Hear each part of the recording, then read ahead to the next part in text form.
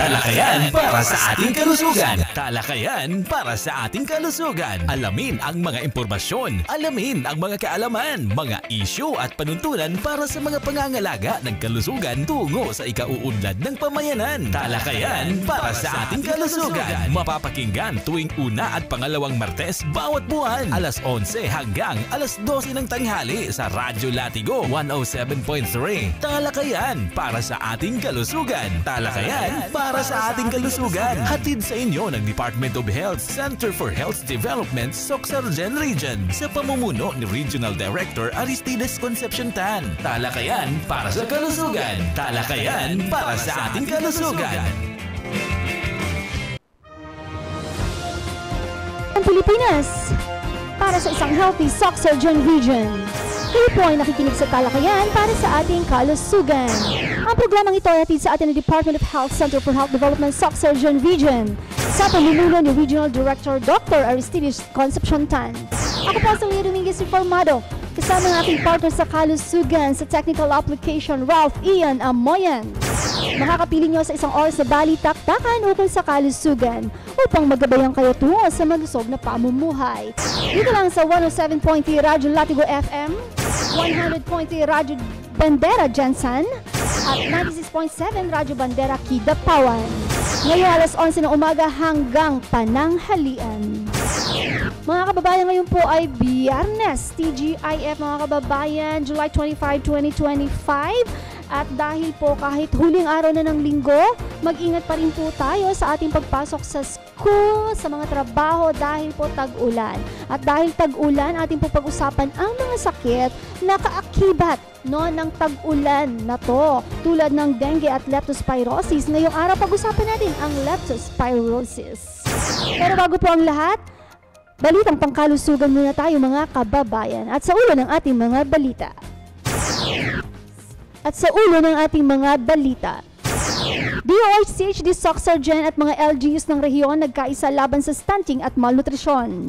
Lumahok ang Department of Health, Center for Health Development, Sorsogon Region at ang lokal na pamahalaan ng Kiamba at Palimbang sa pinakamalaking Mayor's Forum para sa Philippine Multi-Sectoral Nutrition Project.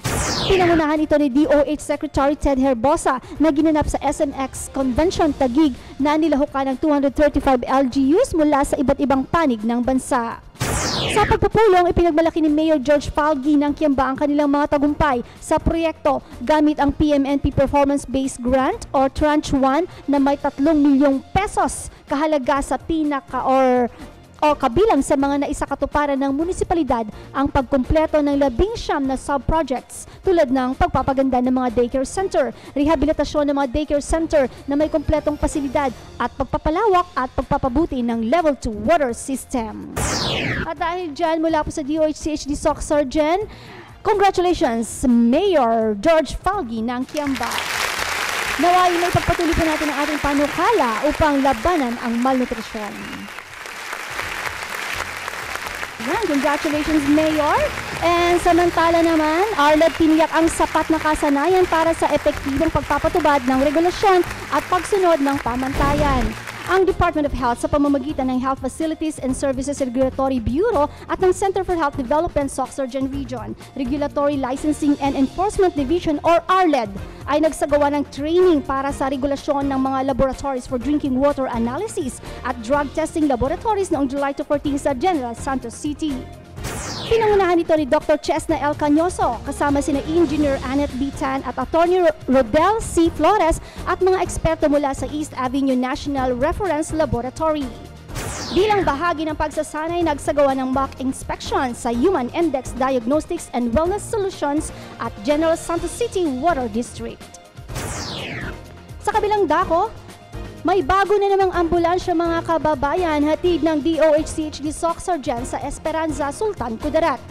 Isang bagong ambulansya na nagkakalaga ng 2.4 milyong peso ang ipinamigay ng DOH-CHD Sorsogon sa Rural Health Unit ng Esperanza, Sultan Kudarat.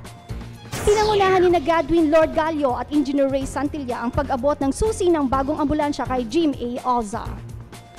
Ang proyektong ito sa ilalim ng Health Facility Enhancement Program or HFEP ay nagpapakita ng matibay na pangako ng DOH-CHD SOCSurgen na bigyan ng mga lokal na unit pangkalusugan ng sapat na kagamitan para sa mabilis at epektibong serbisyong medikal. Kasunod nito, mga empleyado ng DOH-CHD SOCSurgen pinalakas ang kakayahan ng CPR. Bilang suporta sa National CPR Day, nagsagawa ang Department of Health Center for Health Development SOCSurgen ng hands-on training sa cardiopulmonary resuscitation or CPR para sa kanilang mga empleyado. Layunin nitong bigyan ng staff ng mahalagang kasanayan sa pagliligtas ng buhay.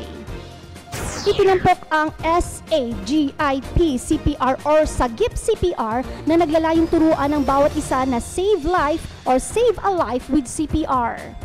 Ano nga bang ibig sabihin ng SAGIP or SAGIP? S stands for survey the scene and check the situation. A. Assess the victim's responsiveness. G. Get help by calling 911 or the local emergency hotline. I. Initiate compression immediately. At P, place the AED pads if available. Yan ang SAGIP CPR. At para sa huling balita, AOH pinalakas ang kakayahan ng mga sanitary inspectors gamit ang bagong assessment tools. Pinangunahan ng Department of Health Center for Health Development sa pamamagitan ng Environmental and Occupational Health or EOH cluster na pinamumunuan ni Dr. Maria Fe Vivian S. Espeñe ang isang orientasyon hinggil sa programa sa kaligtasan sa kalsada at sa mga kaugnay nitong assessment tools para sa mga sanitary inspector at coordinator ng programa noong July 17 to 18 sa General Santos City. Dumako naman tayo ngayon sa ating July 2025 health programs. July is National Deworming Month. Sa buwang ito, tayo makiisa upang siguraduhin ang inyong anak ay laging malusog at malakas laban sa bulate. Tandaan, maiiwasan ng bulate kapag pagiging malinis ay inyong ugali. Palagi maghugas ng kamay at siguraduhin malinis ang nalutong maigi ang pagkain. Para sa karagdagang impormasyon kung paano maaaring pa-deworm ang inyong mga anak, konsul tayo sa eksperto sa pinakamalapit na primary care provider mo.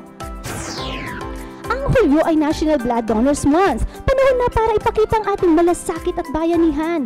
Ang simpleng pag-donate ng dugo ay maaaring makapagligtas ng buhay. Sumali sa mga blood donation drive sa inyong mga lokal na komunidad at ospital.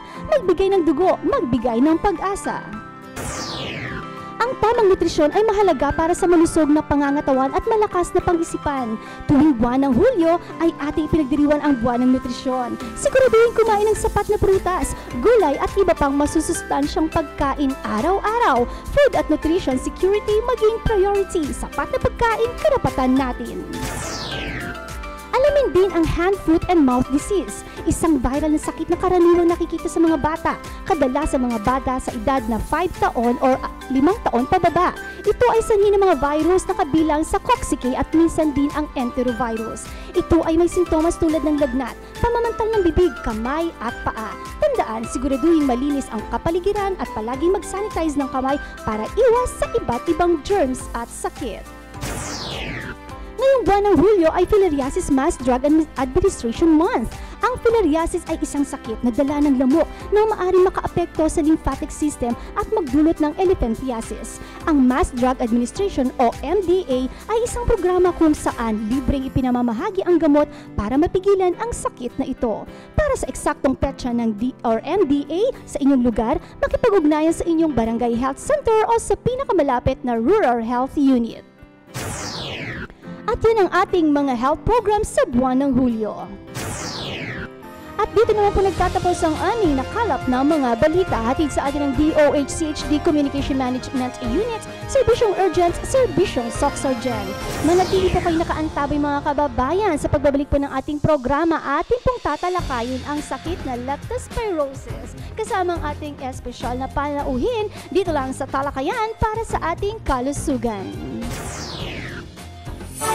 Ang Hulyo ay National Month. Panahon na para ipakita ang ating malasakit at bayanihan. Sumali sa mga blood donation drive sa inyong mga lokal na komunidad at ospital. Magbigay ng dugo, magbigay ng pag-asa. Ang pag-donate ng dugo ay hindi lang makakatulong sa iba, kundi makakatulong din sa iyong kalusugan. Makakabawas ito sa panganib ng sakit sa puso at nagpapabuti ng daloy ng dugo.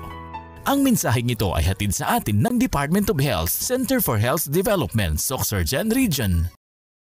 HIV awareness. Alam mo ba, araw-araw may nadadagdag na mga bagong kaso ng HIV sa Pilipinas. Pero maaari itong maiwasan. Magpa-HIV test ng regular. Iwasan ang pagpapalit-palit ng sexual partner at piliin po nating maging loyal. Gumamit ng proteksyon sa tuwing magkikipagtalik. Umiwas sa paggamit ng karayom na hindi malinis o steril. Kumonsulta sa health center para sa karagdagang impormasyon. Isang paalala mula sa Department of Health, Center for Health Development, Sorsogon Region.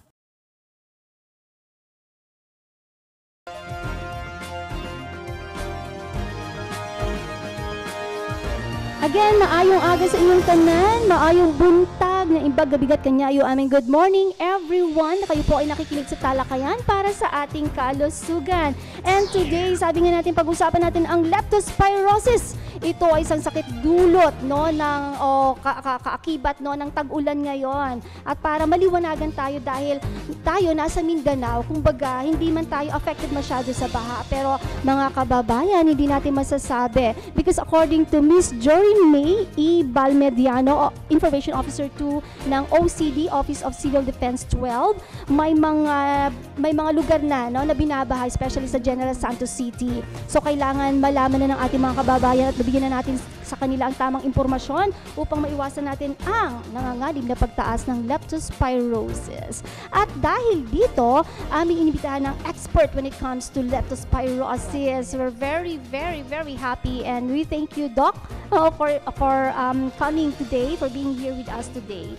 So, ang ating panauhin po ay from DOH, CHD Sorsogon Region. Siya po ang Medical Officer 3 ng ating ahensya. Walang iba kundi si Dr. Charmaine Pearl Cedeño. Doc, good morning.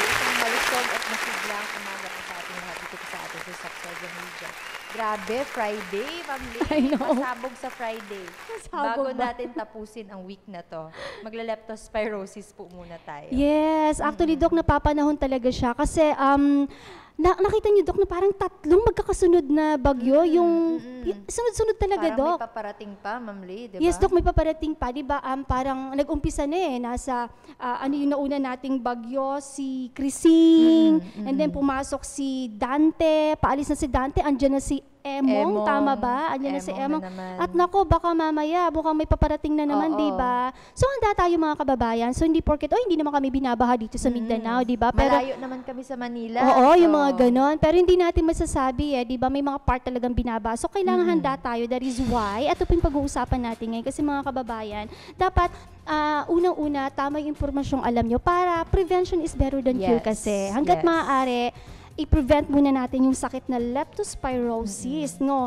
At dahil dyan, Doc, hindi ko na patatagalin pa. Sure. Unang question, Doc, ano nga ba yung leptospirosis at saan po ito nakukuha? Yung leptospirosis kasi natin, it's a bacterial infection, Ma'am Lee. Sa Bisaya, kagaw. So, gikan siya sa bacteria, gikan siya sa kagaw.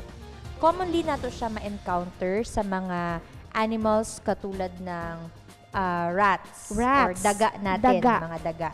Pero pwede pa rin siya makuha sa ibang hayop, Ma'am Lee. Meron tayong cases na galing sa aso, meron tayong cases na galing sa kabayo, meron tayong cases na galing sa kambing. But very, very common siya sa atong mga ilaga. Ilaga is daga. Ilaga Bisaya, yes. Okay, ayan, yung mga ilaga, ayan. So, bacterial infection siya, Doc. Yes, bacterial infection Doc, siya. naipapasa siya, ibig sabihin parang zoonotic disease siya galing sa hayop. Yes.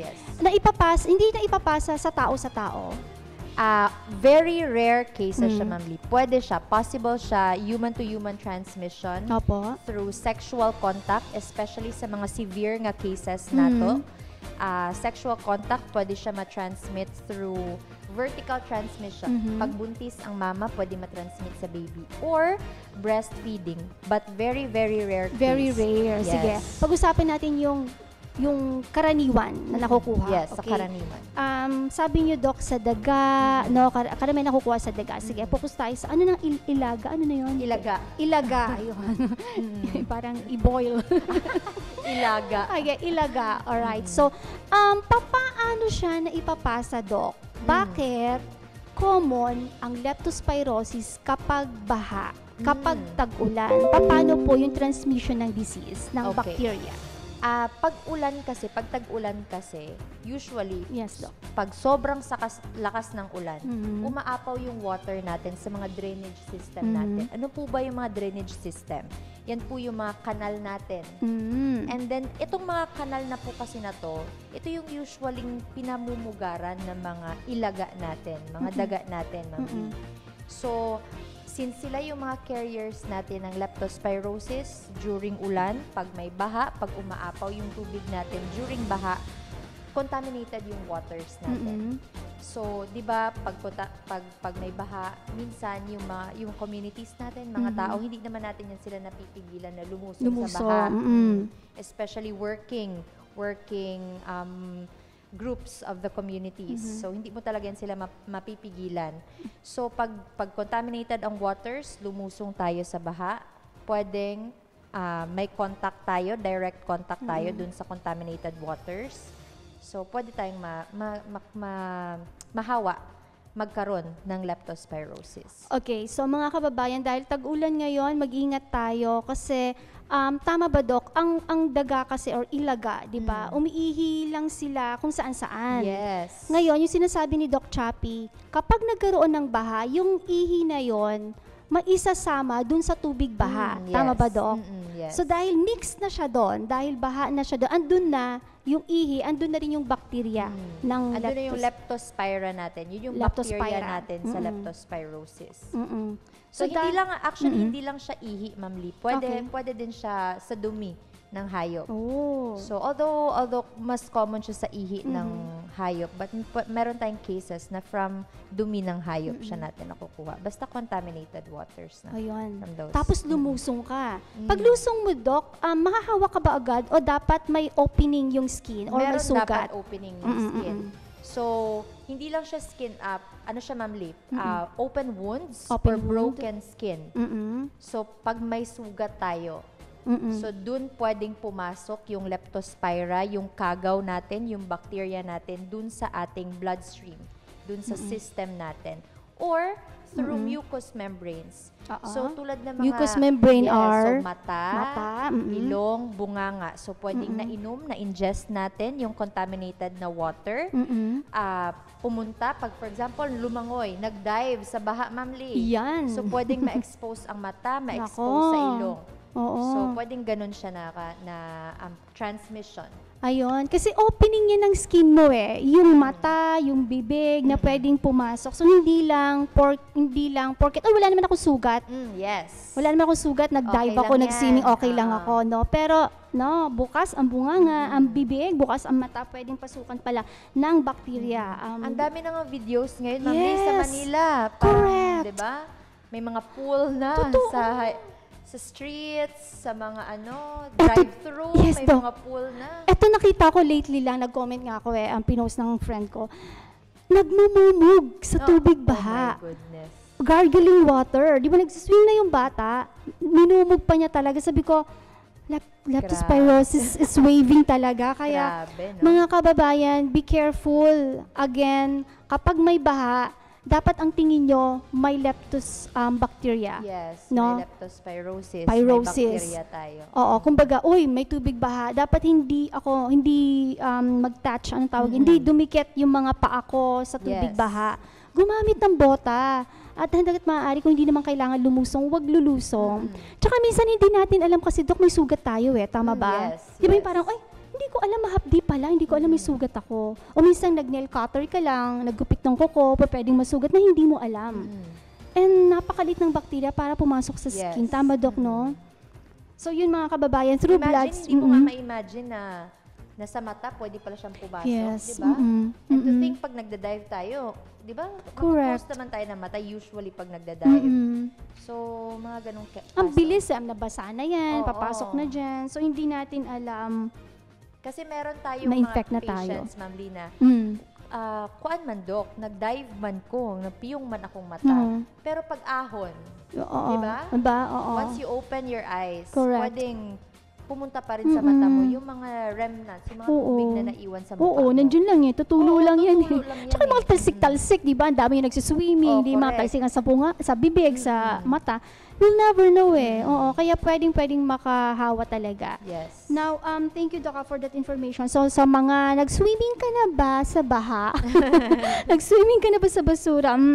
Be careful. Alalahanin ka na ba sa basura? basura, di ba? Alalahanin natin, laging may mga ilaga, no, sa mga tabi-tabi. So, umiihi lang yan kung saan-saan. Now, Doc, narinig ko rin kasi from DOH speaker, Doc, no, kahit minsan sa mga bukid na may mga daga-daga, di ba? Parang pwede rin silang makapag-cause ng leptospirosis talaga. So, be careful mga kababayan. Ngayon, dahil sa informasyon na yan, alam nyo na ba kung paano iwasan? Mag-umpisa tayo mga kababayan sa kalinisan. Ayan. Yes. Dok, ano mga advice mo Tamang sa kalinisan? pagtapon ng basura. Very good. Pinakauna dapat yan. Kasi hindi naman lahat ng daga may leptospira Yes. na bacteria. So usually yung mga yung mga dagang yun is yung mga daga na nakikita natin na sa mga usually may mga garbage, improper garbage disposals, yung mga ganon. So I think pinakauna po talaga yung proper waste management, tamang pagtapon ng basura. Kasi if tama yung pagtapon natin ng basura, wala pong daga na mamumuhay o tatambay dyan sa mga areas na yan.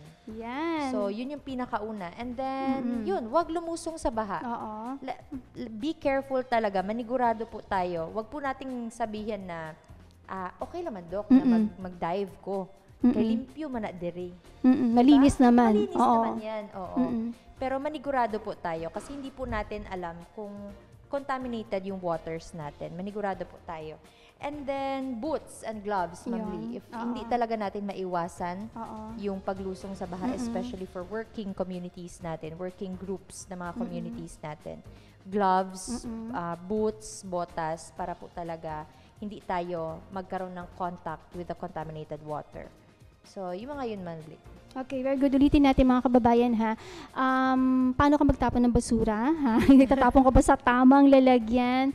Ako kasi, Doc, talagang bata pa ako siguro nung nalaman ko to. I keep a garbage in my bag. Hindi ako nagtatapon ng plastic kung saan-saan lang. Simpleng kontribusyon mga kababayan, simpleng disiplina, malaki yung maitutulong mo, no, para ma-prevent tong mga diseases na to. Marami pa rin ako nakikita ng mga basura sa kali-kali no.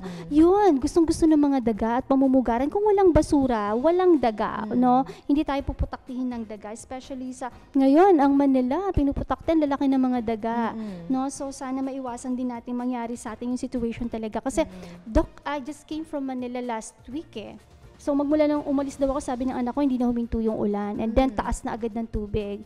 So habang mataas yung tubig, nandyan pa rin, no, yung sakit na pwede mo makuha. Tapos lusong pa ng lusong, swimming pa ng swimming. Yun yung pangalawa, sabi ni Doc. Huwag nang lumusong sa baha kung hindi kinakailangan. Kung kinakailangan naman, boots and gloves, wear protective gear, mga kababayan. Yung protection sa sarili natin, pamana na ng pandemic, dapat yan Oo. Tama, Diba, ang dami Doc, na no? natin pinagdaanan. Dapat natuto na tayo, alright? So, eto po, again, ulitin natin, nakukuha po sa contaminated na, infected na water na, kasi andun na yung bacteria na pwedeng pumasok kapag may sugat ka at sa mga mucous membrane tulad ng opening ng skin natin like mouth and mga mata, no? Pwedeng pumasok. So mga kabayan, dapat doon palang nag-iisip na tayo. Ngayon, sa mga nakikinig po sa atin kasi magpapananghalian na, no, tignan natin ngayong kapaligiran natin. Kasi alam mo kapag malinis ka, hindi ng leptospirosis ang pwede nating ma-prevent.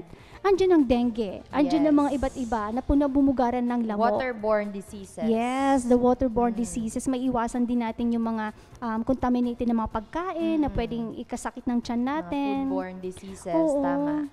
Doc, it boils down to cleanliness talaga, Tama, unang-una, tama. no? Kalinisan. Kalinisan Tapos, talaga. tamang impormasyon mga kababayan. Ayan.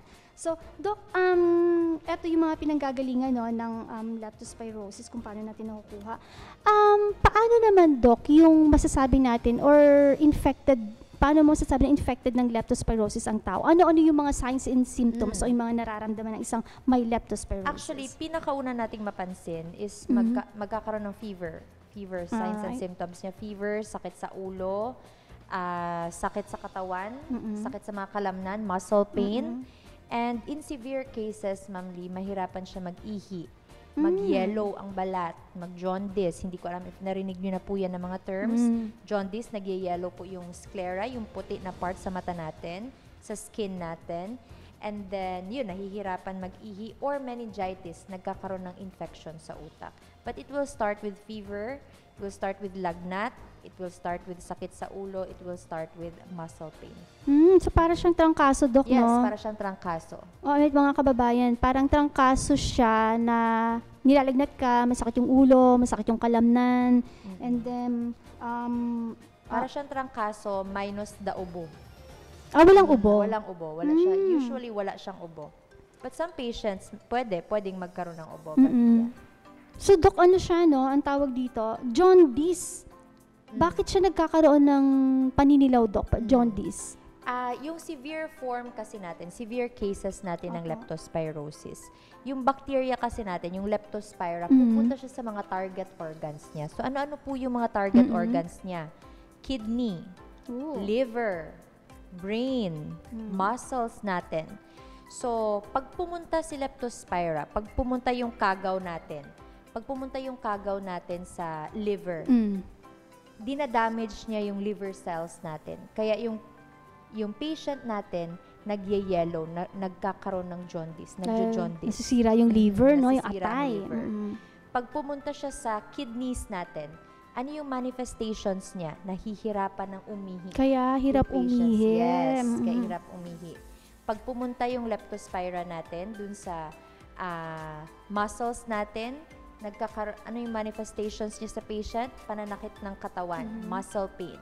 And then eventually, it will go to the brain, pupunta sa utak. Kaya meningitis. Kaya nagkakaroon ng meningitis.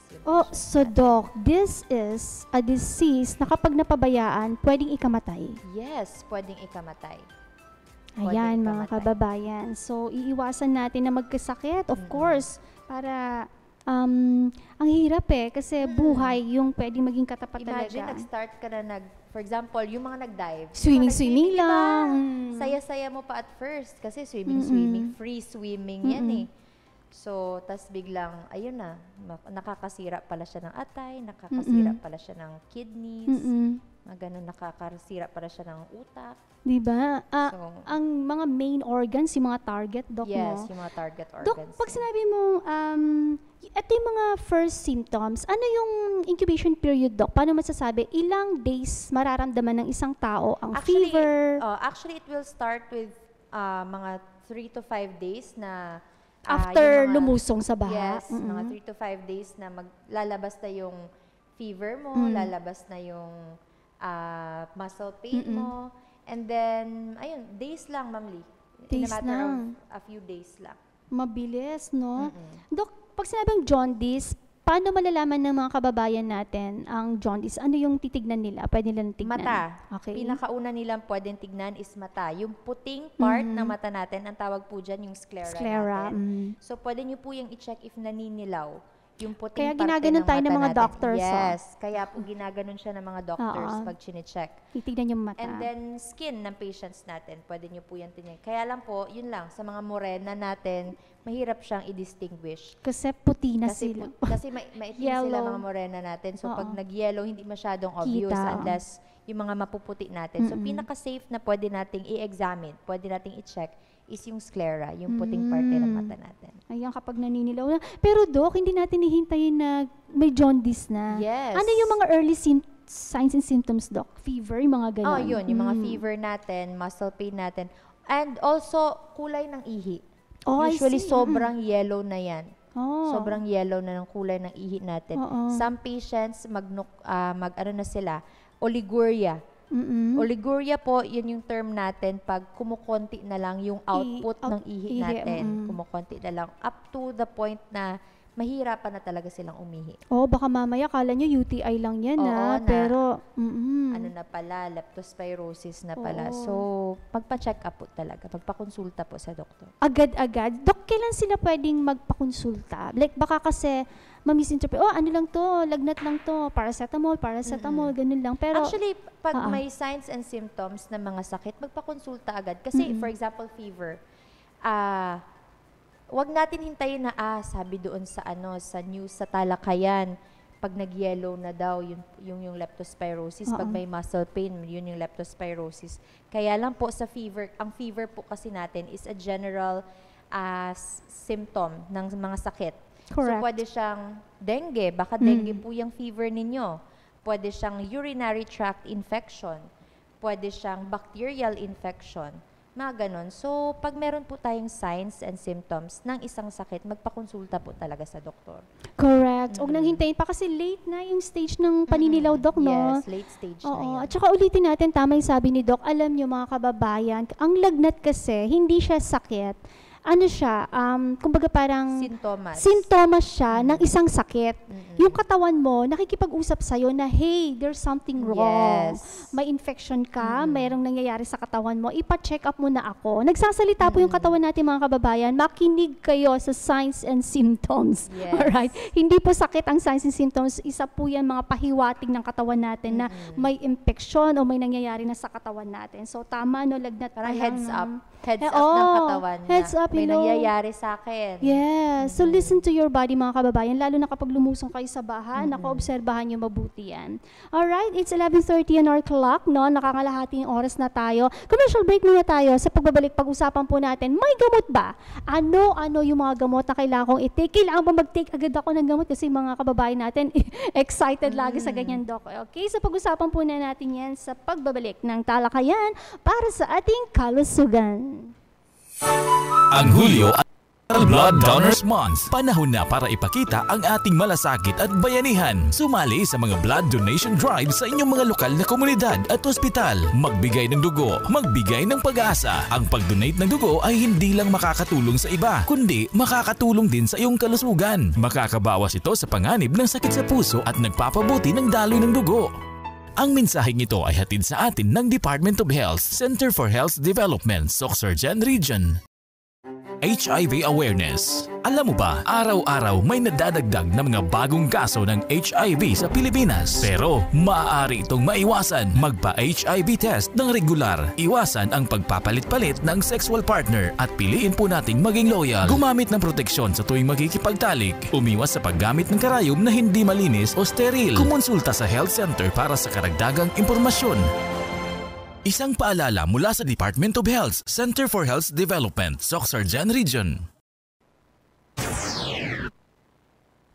Sabi sa inyo tuloy, magandang umaga po ulit sa ating lahat. Kayo po ay nakikinig sa talakayan para sa ating kalusugan. At ngayon po pinag-uusapan natin ang leptospirosis awareness. Hatid sa atin ang ating napakaganda at espesyal na panauhin, Dr. Charmaine Pearl Cedeño, our Medical Officer 3 of DOH, CHD Sorsogon Region.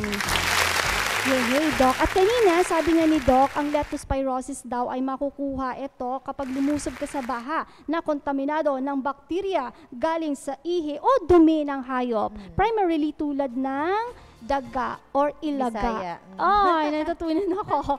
Very good. Ilaga. So mga kaibigan, dahil panahon ng tag-ulan ngayon, nako, isip-isip bago lumusob, lumusob sa baha o bago mag-swimming. Magantay na lang kayo na walang baha. Huwag naman sa baha mag-swimming. Yung mga kabataan, no, ang tawag ata sa mga children dito. Ang atong mga kabataan, no, please take care of them. Make sure na hindi sila naglulublob o naglulublog sa kabahain, no.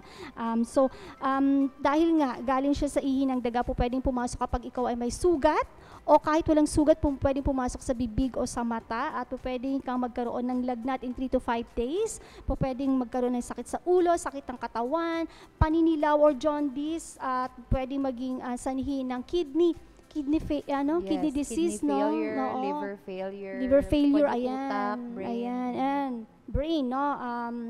Meningitis, ika nga ni Doc. Ay, Doc, maisingit ko bago tayo sagutin ang tanong tungkol sa gamot ng leptospirosis. Kasi kapag ganyan, Doc, tapos tataas yung mga cases, common na ang dialysis. Dialysis sa these kinds of patients, hindi naman, Ma'am Lee, because actually, nagagamot for kidney failure. Wala naman tayong umabot sa point na dinialysis natin yung patient because at the start of yung mag-manifest yung signs and symptoms, ginagamot naman natin yung mga patients natin.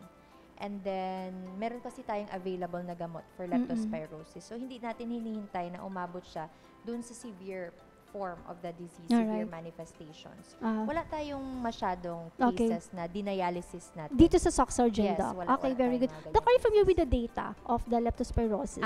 Meron tayong data, pero wala tayong data as of now na updated. Pero we can, pwede tayong kumuha ng data from our surveillance unit, and then pwede nating i-post sa page natin. Sige, we'll keep for you the updated. information of everyone. We'll keep you updated, mga kababayan na. Kasi ano pa naman ngayon kung tutuusin, that's why we're doing this program to prevent talaga. Yes. No?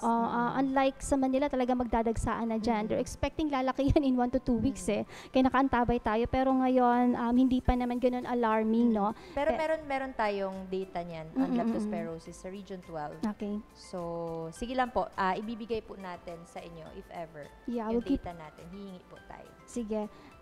Para maiwasan natin ang pagtaas ng datos na yan o paglobo ng mga cases ng leptospirosis, kailangan alamin natin kung ano nga ba yung mga tamang gamot or kailangan ba, Doc, maggamot na? May gamot ba ang leptospirosis? Meron tayong antibiotic treatment for leptospirosis. Yes, meron tayong gamot for leptospirosis. Meron tayong prophylaxis. Actually. Ma'am Lee, meron tayong prophylaxis. Ano po yung prophylaxis? Yun po yung pinapainom natin sa mga patients natin para makaiwas po tayo na maging infected, na ma-infect ng leptospirosis. So, hindi pa po siya, ito po yung mga binibigay natin usually dun po sa mga communities natin, mga persons involved na, for example, kailangan talaga nilang lumusong sa baha. Kasi po yung trabaho ko, sa syudad pa, nagko-commute lang po ako, may chance po talaga na kailangan kong lumusong sa baha. Ayun. So yan po, binibigyan na, mga high-risk groups, binibigyan natin yan sila ng mga prophylaxis treatment. And then, once infected, ayun, nagbibigay tayo ng antibiotic treatment. Ano yung antibiotic na yun, Doc? We have doxycycline. Pwede ba natin? Doxycycline, yes, Doc. So, ayan. So, pwede.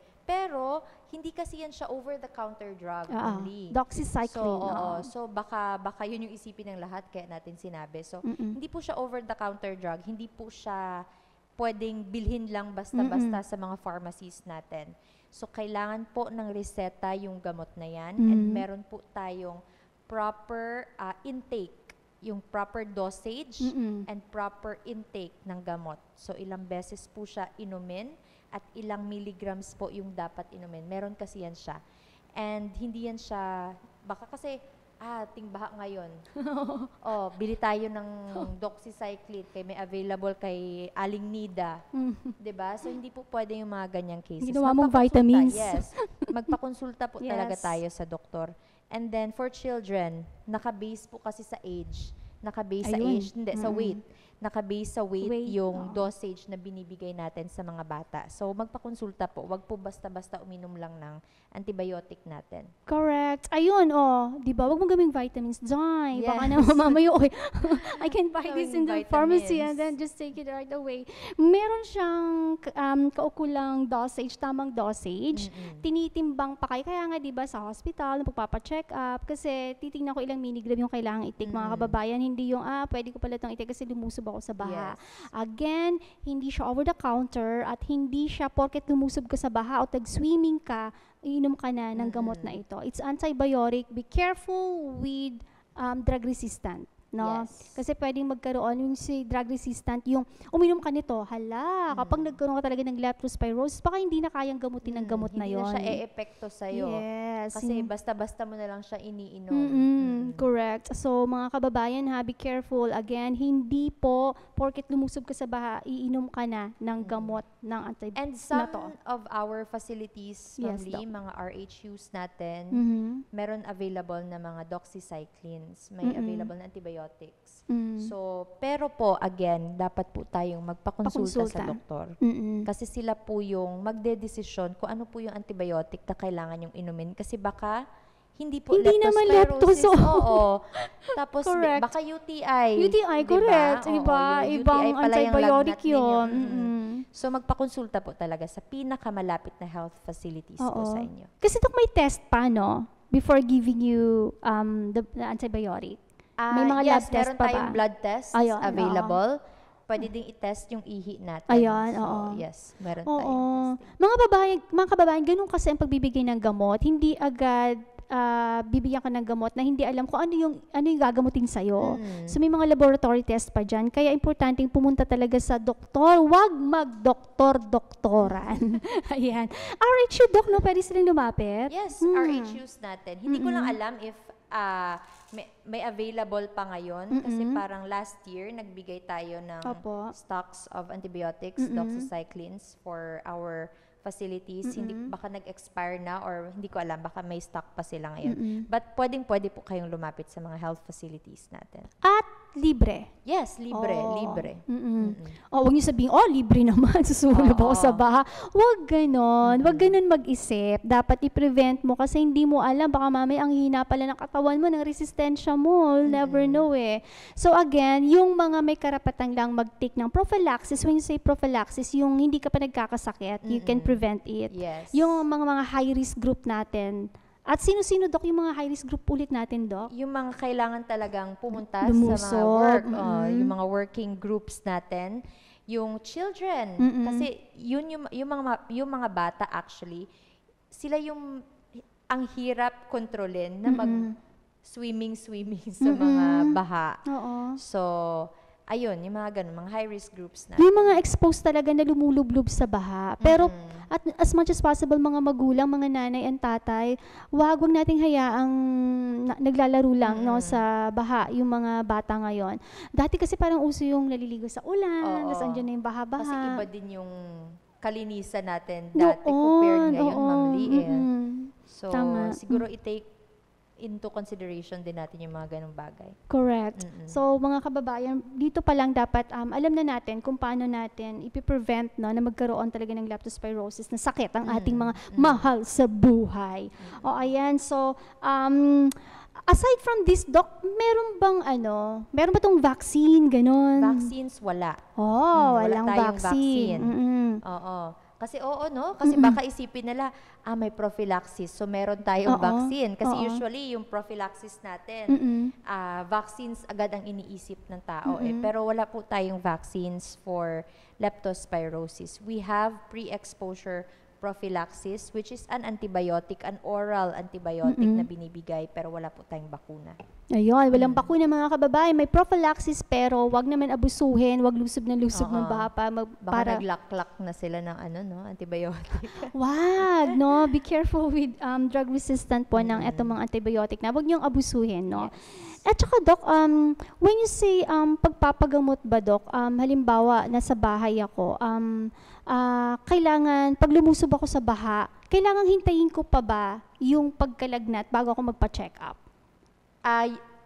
Hindi, Ma'am Lip. Kasi, again, pwede tayong uminom ng prophylaxis treatment. Okay. Kasi if ikaw, for example, na-expose ka sa baha, yan yung usually ginagawa ng mga doctors natin, mga physicians natin ngayon.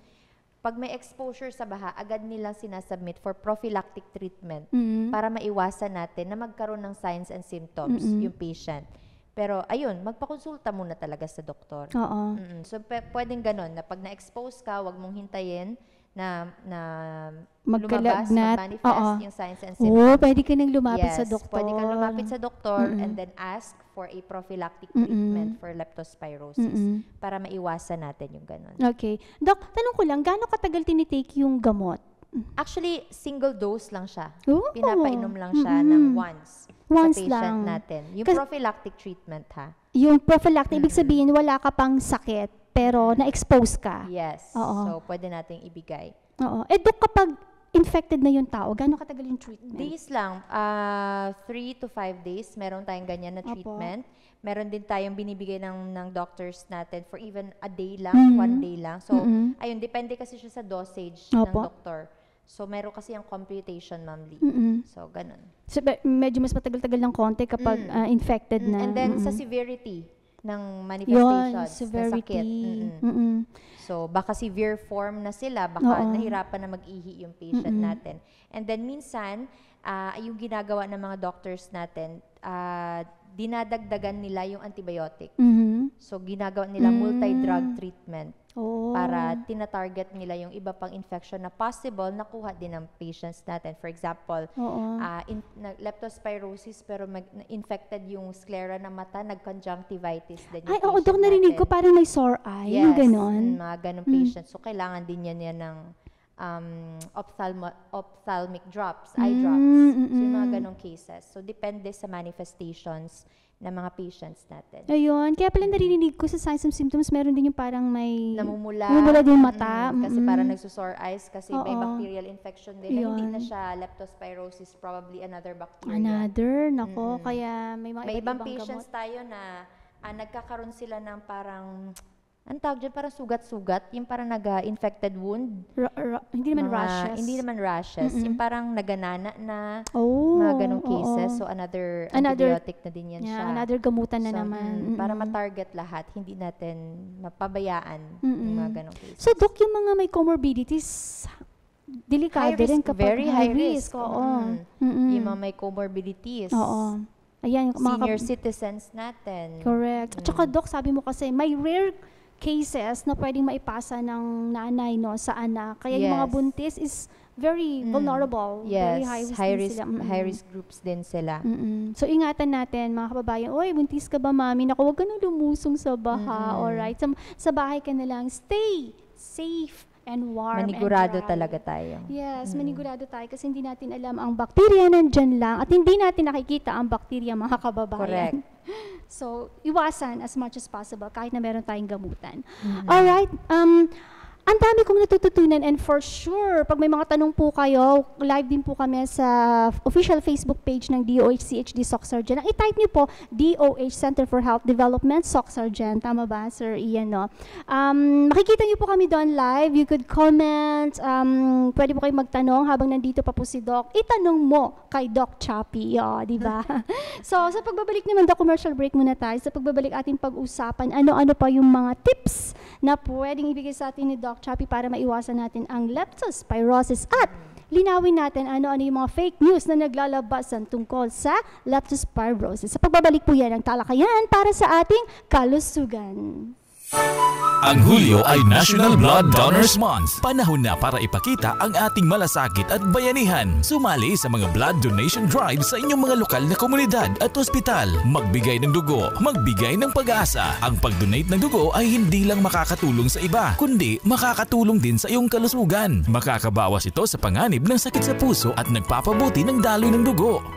Ang mensaheng ito ay hatid sa atin ng Department of Health, Center for Health Development, Sorsogon Region. HIV awareness. Alam mo ba, araw-araw may nadadagdag na mga bagong kaso ng HIV sa Pilipinas. Pero maaari itong maiwasan. Magpa-HIV test ng regular. Iwasan ang pagpapalit-palit ng sexual partner at piliin po nating maging loyal. Gumamit ng proteksyon sa tuwing magkikipagtalik. Umiwas sa paggamit ng karayom na hindi malinis o steril. Kumonsulta sa health center para sa karagdagang impormasyon. Isang paalala mula sa Department of Health, Center for Health Development, Sorsogon Region. Sa PINA Leptospirosis Awareness, again, we have here in the house Doc Chappy Zedenyo, ang ating medical officer 3 ng DOH-CHD Soc Surgeon Region. At kanina po sabi niya, meron pong gamot, meron pong prophylaxis. Ito po yung gamot na kapag lumusong ka para i-prevent mo na magkasakit bago magkaroon ng infection, pwede kang mag-take ng gamot na ito, 1 dose only. Pero hindi po siya over the counter. Hindi ibig sabihin, oy, meron namang ganun, maiinom na ako ng gamot. Kailangan kumonsulta pa rin sa doktor. Dok, basahin ko lang yung advisory ng DOH. No problem. Mga kababayan, about sa doxycycline ng walang reseta. Bawal gumamit, wag gumamit ng gamot na ito ng walang reseta. Yes. Dahil ang doxycycline ay isang antibiotic na ginagamitan or ginagamit laban sa leptospirosis. Kapag mali ang pag-inom, pwedeng mawalan ito ng bisa laban sa mga mikrobyo at maging mas mahirap gamutin ang simpleng impeksyon tulad ng sabi ni Doc. Pwede itong humantong sa matagal o mas matinding pagkakasakit. Yes. Nakadepende ang pag-inom ng doxycycline sa exposure or risk level ng taong nalubog sa baha. Payo ng DOH, magpatingin sa doktor para sa tamang reseta sa paggamit ng antibiotic na ito. Ayan. Kasi yung doxycycline natin, Ma'am Lee, ginagamit din kasi siya sa ibang sakit. Some doctors, ginagamit siya for acne treatment, para sa pimples. Some doctors, ginagamit siya for urinary tract infection na treatment. So, pwede siya maraming paggamitan actually. Kaya, hindi siya pwedeng basta-basta lang inuman. Kasi baka, ayun, nakita lang ng doxycycline, agad-agad. may patients tayo na ginagamit siya for abdominal, yung pagtatae. So, yung mga ganung bagay. So, yeah, it very at risk for resistance, drug resistance, if ever, pataka lang taog gamit sa atong antibiotic. Pataka. Be careful. Ano ba yan sa Tagalog, Sir Ian? Pataka. Sorry. Mag-ingat. Ay, hindi. Parang basta-basta lang. O, wag basta-basta gumamit. Nag-guest ako. Mag-ingat. Pasensya na mga kababayan na matututo rin ako soon.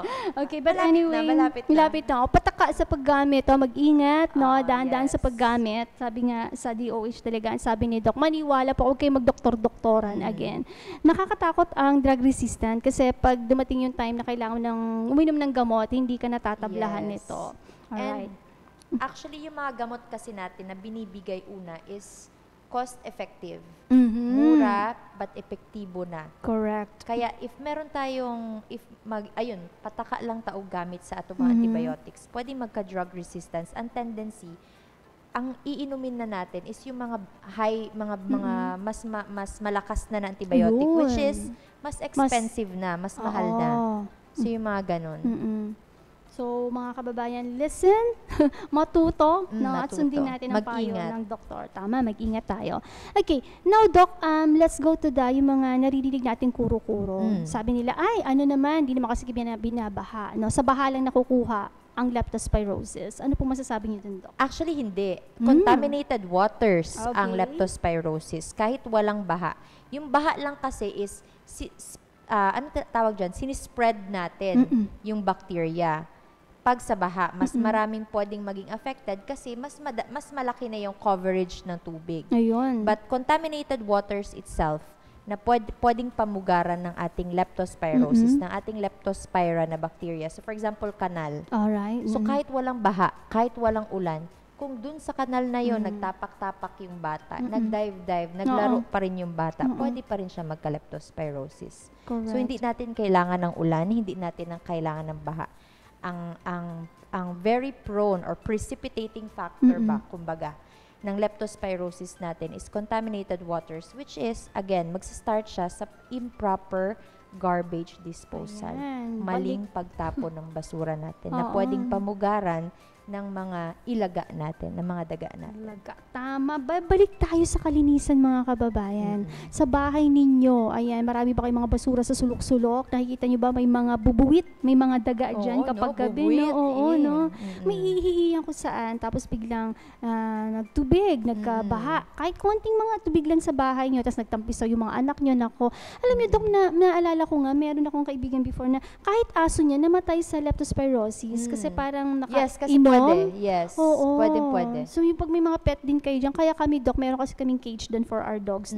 Kinage namin sila ngayon kasi may darating kaming bisita. Nililinisan namin lagi kasi my husband was always talking daw, baka may leptospirosis, pupunta yung daga, yung mga ganon. Yes, pwede. Kasi pwede din kasing maging infected yung other animals. Kaya tayo nagkakaroon ng cases from dogs, from horses, from kabayo, from kambing. Ayun. Pag may kasi mga pwedeng ma-expose din kasi sila. Oo. So, ingat-ingat mga kababayan, kayo ba may mga alagang mga hayop din sa inyong bahay? Kalinisan is the key. Ayan, so maging malinis. Doc, bago magtapos ang lahat, 11:53 na po. Nako, malapit na mag-alas 12. Dami nating natutunan. Basahin ko lang po yung iba pang advisor ng DOH. No problem. By the way, mag-check po kayo sa official FB page po ng DOH Central Office, kahit po sa ating page. Makikita niyo po ito. Ito po yung mga hakbang upang maagapan ang leptospirosis. Meron tayong tinatawag na person A, person B, and person C. Sino si person A? Ikaw ba si person A? Di ba? Ikaw ba si person A? Ikaw ba yung lumusong sa baha?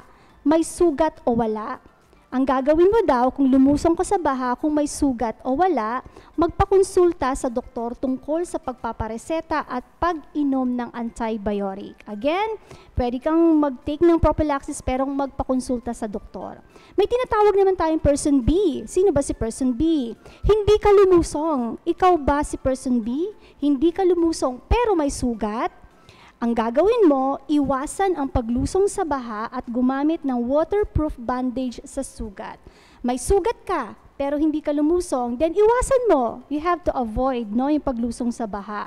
Gumamit ka ng mga protective gear mo, tulad ng bota, gloves, o yan. O, umiwas ka na lang.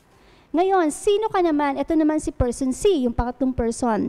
Person C, hindi lumusong at walang sugat. Hindi ka lumusong, wala kang sugat. Anong gagawin mo? Zay, manatili kang ligtas at hanggat maaari ay iwasan ang paglusong sa baha upang maiwasan natin at maagapan ang leptospirosis. Again, sino ka? Person A, person B, person C, meron kang pwedeng gawin para maiwasan ang leptospirosis. So paalaala again, ulit-ulitin natin, magpakonsulta muna sa health center dahil kailangan ng reseta ng doktor upang makakuha ng gamot para sa leptospirosis. I think yun talaga yung pinakamensahe din natin, no, para po malinawan ng lahat tungkol sa mga kung ano-ano mga impormasyon na nagdalabasan tungkol sa gamot sa leptospirosis. Doc, we still have like 5 minutes left. Baka may gusto ka pang tips, may gusto ka pa pong sabihin na impormasyon tungkol sa leptospirosis? I think siguro ngayon, Ma'am Lee, dapat natin i-remind yung community natin na manatiling maging updated sa balita. Yes. So, dapat alam nila kung anong nangyayari na ngayon sa kapaligiran natin. Para at least tayo aware tayo if kailangan pa ba nating lumabas, if kailangan na ba nating mag-prepare, if kailangan na ba nating umiwas. So mga ganon. And then, prepare po yung mga emergency kits, emergency bags po natin. Correct. Pagkain, gamot, tubig. Kasi wala pa po tayong malakas na pag-ulan dito sa atin or pagbaha dito sa atin. But nangyayari na po kasi siya sa ibang regions. Nangyayari na po siya sa ibang lugar. So, dapat tayo mag-prepare na din in case of emergency.